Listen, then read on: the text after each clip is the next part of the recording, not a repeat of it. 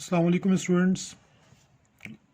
Class 10th mathematics online lectures का सिलसिला continue है।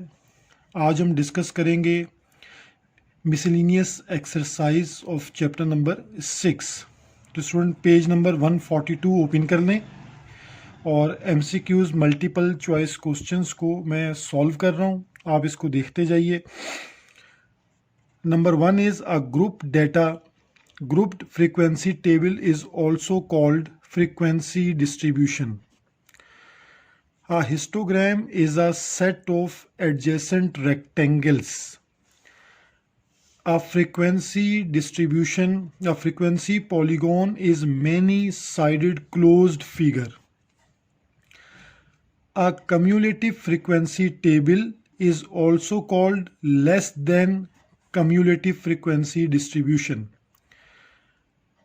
In a cumulative frequency polygon, frequencies are plotted against upper class boundaries. Arithmetic mean यानी part 6 है। Arithmetic mean is a measure that determines a value of the variable under study by dividing the sum of all values। ये arithmetic mean की definition है कि sum of numbers divided by observations means number.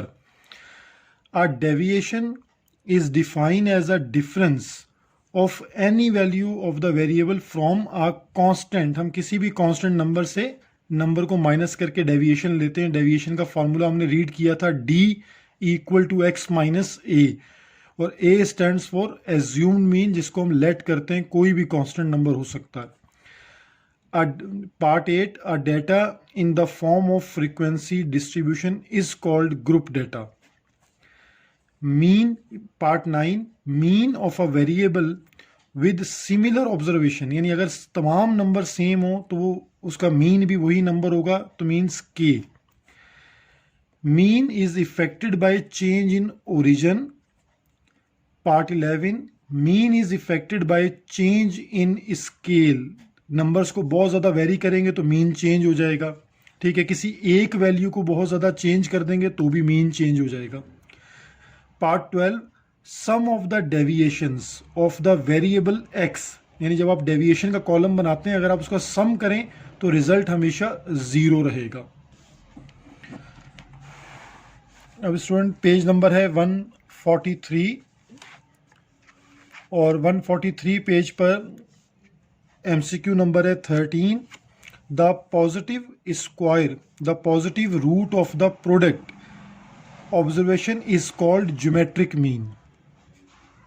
The value obtain by reciprocating, तो reciprocating का word याद रखिएगा, ये हमेशा h को HM यानी हार्मोनिक मीन को रिफ्लेक्ट करता है। The most frequent MCQ number 15, the most frequent occurring observation in a data set is called mod. Part 16, the measure which determines the middlemost observation, तो middlemost observation है median. Part 17, the observations that divide a data set into 4 equal parts are called quartiles.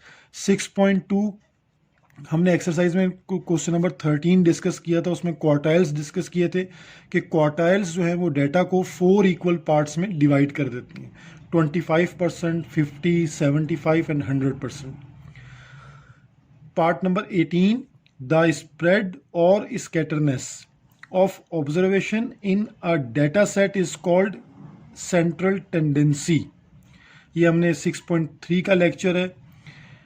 Part 19, the measure that are used to determine the degree or extent of variation, यानी data में जो change है उसको calculate करते हैं हम through dispersion.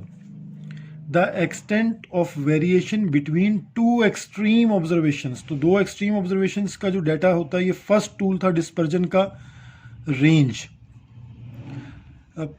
Part जो है वो 21 है। The mean of the square deviation observations from their arithmetic mean is called variance. और जहाँ पॉजिटिव स्क्वायर रूट आ जाएगा तो उसके लिए हमारे पास आ जाएगा स्टैंडर्ड डेविएशन। तो स्टूडेंट ये आपके एमसीक्यूज थे। अब हम इसके जो शॉर्ट क्वेश्चंस हैं आपने इनको भी रीड करना है, इन सब के आंसर्स हैं। तो ये चैप्टर हमारा कंप्लीट है। इसके एमसीक्यूज और क्वेश्चंस की अच्छी तरह प्रिपरेशन कर लें। कोई क्यूरी हो तो आप मुझे बता सकते हैं। टेक केयर एंड अल्लाह हाफिज़।